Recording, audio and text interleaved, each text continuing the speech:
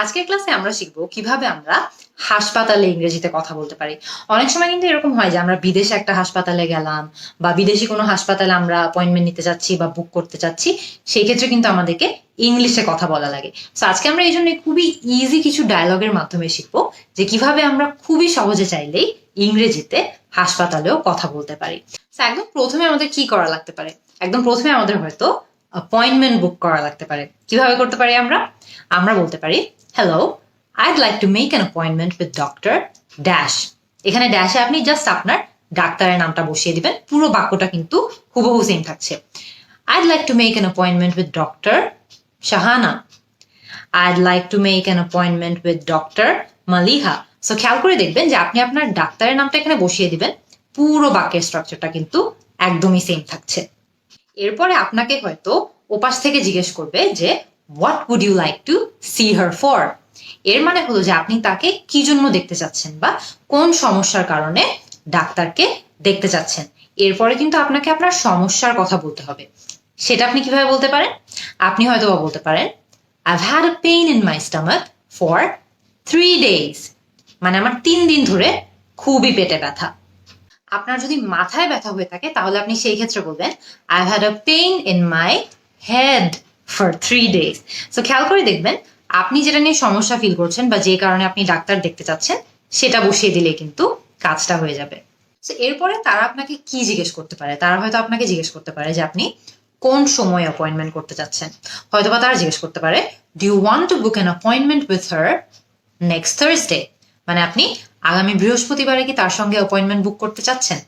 So আপনি যদি বৃহস্পতিবার নিয়ে ওকে হন, যে আপনার মনে হচ্ছে যে হ্যাঁ বৃহস্পতিবার আমার জন্য ঠিকঠাক আছে, আপনি নেক্সট স্টেজে কি জানতে চাবেন? আপনি হয়তো বা জানতে চাবেন যে কোন টাইমে আপনি অ্যাপয়েন্টমেন্ট করতে পারবেন। সো আপনি জিজ্ঞেস করবেন হোয়াট টাইম। হোয়াট টাইম মানে হলো কোন সময়। সো তখন আপনাকে মনে করেন ওই পাশ থেকে বললো হাউ অ্যাবাউট 4 PM, যে 4টা কেমন হয় আপনার জন্য, অথবা হাউ অ্যাবাউট 8 PM, যে 8টা কেমন হয় আপনার জন্য।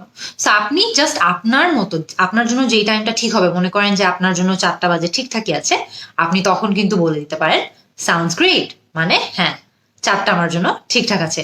হয়তো আপনি 8টার সাথে ওকে, তাহলে আপনি বলতে পারেন সাউন্ডস গ্রেট, মানে 8টাও আমার জন্য ঠিক আছে। এরপরে আমরা অনেক সময় হাসপাতালে যাই একজন রোগীকে ভিজিট করতে বা রোগীকে দেখতে যেতে। সেই ক্ষেত্রে আপনি যখন একটা হাসপাতালে একজনকে ভিজিট করতে যাচ্ছেন, তখনও কিন্তু আপনি যদি ইংলিশে বলতে চান, ইংলিশে ডায়লগগুলো বলতে পারবেন। কিভাবে? Hello, I am here to visit dash. এখানে ড্যাশে আপনি কার সঙ্গে দেখা করতে এসছেন তার কথা বলবেন। হয়তো আপনি আপনার বোনের সঙ্গে দেখা করতে এসছেন, আপনি বলবেন hello, I am here to visit my sister. আপনি আপনার বাবার সঙ্গে দেখা করতে এসছেন, I am here to visit my father. So খেয়াল করে দেখবেন যে আপনি যাকে ভিজিট করতে আসছেন বা যার সঙ্গে দেখা করতে আসছেন হসপিটালে, তার কথা এখানে বসাবেন।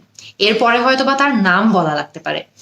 আপনি হয়তো বা বলতে পারেন হিজ নেম ইজ ড্যাশ, অথবা her name is dash. So যাকে ভিজিট করতে আসছেন তার নামটা এখানে বসিয়ে দিলেই কিন্তু হবে। পুরো সেন্টেন্সের স্ট্রাকচারটা কিন্তু একদমই সেম থাকছে। এরপরে হয়তো বা আপনার বলা লাগতে পারে যে যার সঙ্গে দেখা করতে এসছেন সে কোন ওয়ার্ডে অ্যাডমিটেড আছে। She is admitted in the dash. হয়তোবা সে ম্যাটারনিটি ওয়ার্ডে admitted, she is admitted in the maternity ward, অথবা he is admitted in the dash ward.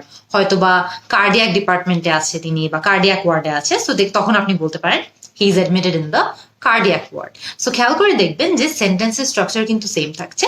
আপনি জাস্ট ড্যাশে যে পেশেন্টের সঙ্গে দেখা করতে এসছেন সে যেই ওয়ার্ডে আছে সেই ওয়ার্ডের কথাটা বলে দিলেই হবে। এরপরে তারা হয়তো আপনাকে বলে দিবে যে যে ওয়ার্ড আপনি খুঁজছেন সেই ওয়ার্ডটা কোথায়।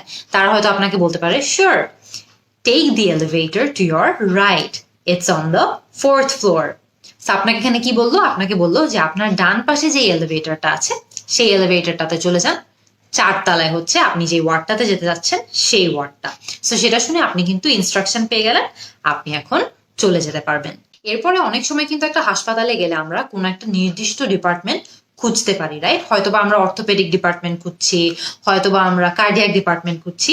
সো আমরা যখন একটা হসপিটালে গিয়ে কোনো একটা নির্দিষ্ট জায়গা খুঁজে থাকি, তখন কিন্তু আমরা একটা ডায়লগ ইউজ করতে পারি। কি? Hello, could you tell me where the dash department is? এখানে ড্যাশে আপনি যেই ডিপার্টমেন্টটা খুঁজছেন শুধু সেই ডিপার্টমেন্টের নামটা বসিয়ে দিলেই হবে।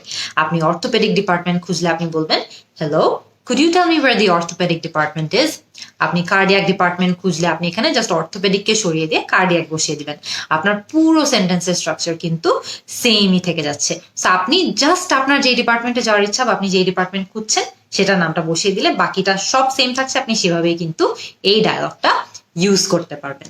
এরপরে আপনাকে হয়তো তারা বলবে it's on the third floor বা it's on the fourth floor, take the elevator to your left. এর মানে হলো তারা কিন্তু আপনাকে বলে দিয়েছে যে আপনি যে ডিপার্টমেন্টটা খুঁজছেন সেটা 3 তলায় আছে বা 4 তলায় আছে, আপনি আপনার বাম পাশের এলিভেটরটার দিকে চলে যান, এলিভেটরে করে আপনি ওই ডিপার্টমেন্টে চলে যেতে পারবেন। সো আজকে কিন্তু আমরা খুব ইজি কিছু ডায়লগের মাধ্যমে শিখে ফেললাম যে কিভাবে আমরা একটা হাসপাতালে গেলে বিভিন্ন ধরনের জিনিস ইংরেজিতে বলতে পারি, যেমন অ্যাপয়েন্টমেন্ট বুক করা ইংরেজিতে করতে পারি, হয়তো আমরা একটা পেশেন্টকে খুঁজছি সেটা নিয়েও আমরা ইংরেজিতে কথা বলতে পারি, আমরা একটা নির্দিষ্ট ডিপার্টমেন্ট খুঁজছি সেটা নিয়েও আমরা কিভাবে ইংরেজিতে কথা বলতে পারি। আপনারা কিন্তু আমাকে কমেন্ট সেকশনে জানাবেন যে আর কি কি জিনিস নিয়ে আপনাদের একটা হাসপাতালে গিয়ে হয়তো বা ইংরেজিতে কথা বলা লাগতে পারে, আমি কিন্তু আপনাদের অ্যান্সারের জন্য ওয়েট করব। See you in the next class.